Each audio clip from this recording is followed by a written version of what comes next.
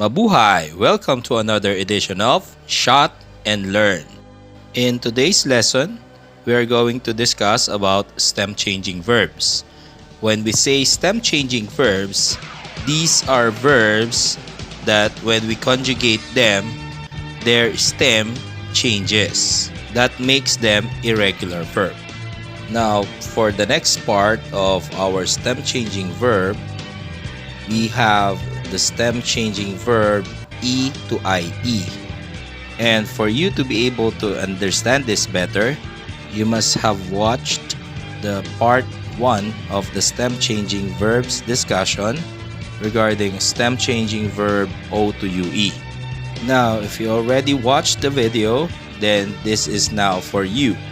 So for the stem changing verb E to IE, again, our golden rule is stem change to all except nosotros and vosotros. Since this is a stem changing verb E to IE, the letter that we're going to look in la raíz or the root word is la letra E.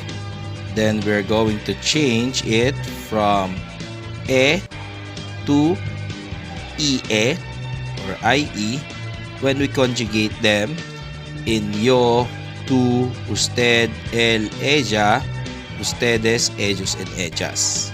Now let's apply the rules and the skills that you have learned from the previous stem changing verb with this stem changing verb E to IE.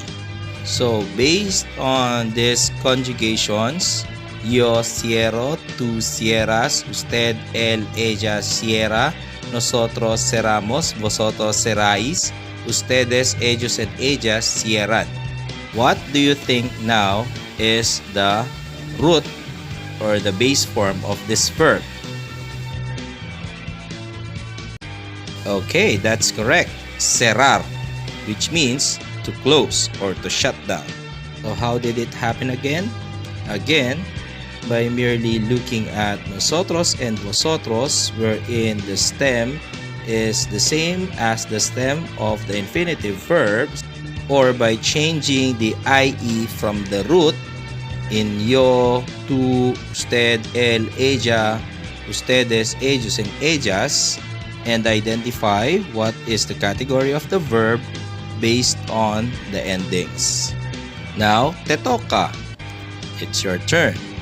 Try to conjugate the following verbs using the stem changing form E to IE, and try to use them as well in making your own simple sentences. So we have acertar, to guess or to get it right, encender, to light or to kindle, advertir, to advise or to warn, entender, to understand, cerrar, to close or to shut, fregar, to scrub or to wash dishes. Next, we have comenzar, to begin or to start, hervir, to boil, confesar, to confess, mentir, to lie, consentir, to consent, negar, to deny.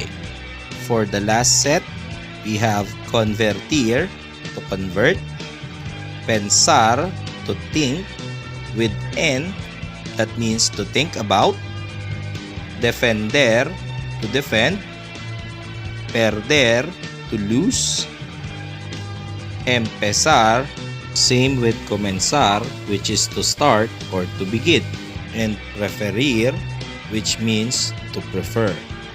Okay, so I hope you learned something new today, and keep on practicing and mastering the conjugations in Spanish, and definitely you will get there.